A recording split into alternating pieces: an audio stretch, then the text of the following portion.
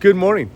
Welcome to this brisk day in Florida. 39 degrees this morning, 41 degrees now, but it was nice outside, lovely, and enough to warrant a jacket, a vest, and a hat. But on this 21st of December, I'm just looking back over the last 12 months, and this is like my fifth or sixth take on this video because I find myself getting choked up. So here we go. You know, as we come to the end of this year, I want to look back and give thanks.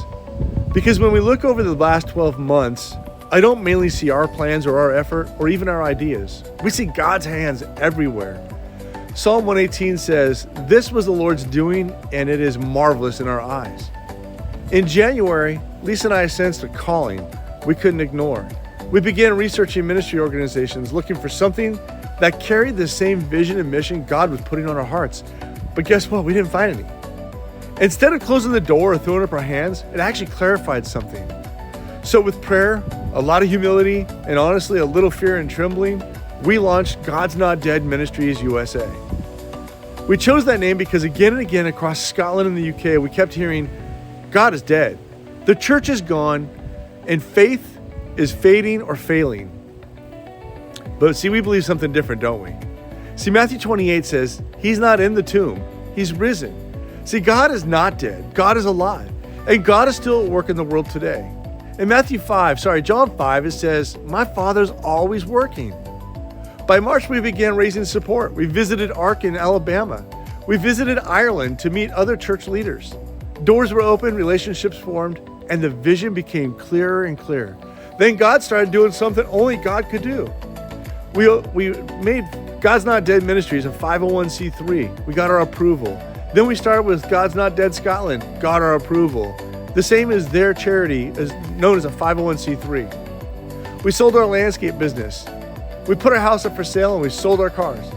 Little by little, God invited us to loosen our grip on the familiar. Matthew 6 says, where your treasure is, that is where your heart is also.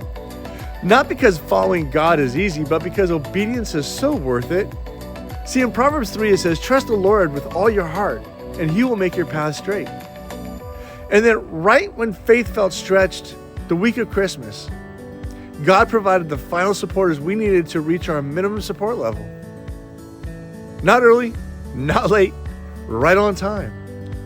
Philippians 4:19 is known for saying, my God will supply all your needs according to His riches and His glory. And now, in just 7 days, we're getting on a plane, a new land, a new season, and even a new chapter, a new volume.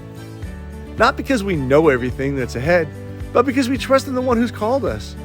1 Thessalonians says, the one who calls you is faithful, and He will do it. And here's what we want to say to you. Whether if you walked with Jesus for years, whether you're curious, or whether you're not even sure what you believe, when God calls, He also equips. When God leads, He also provides. When God stirs, He also sustains.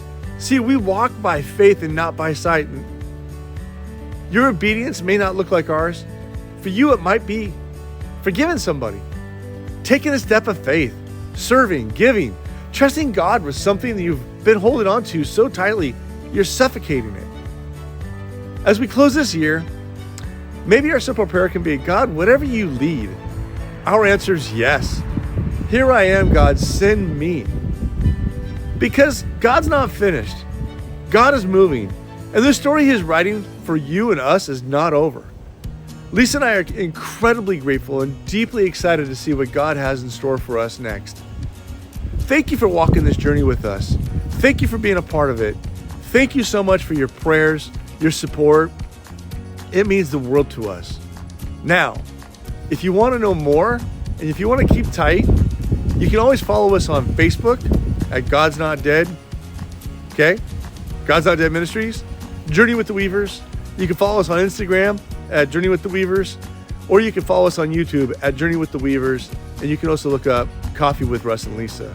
Okay? We're not monetized.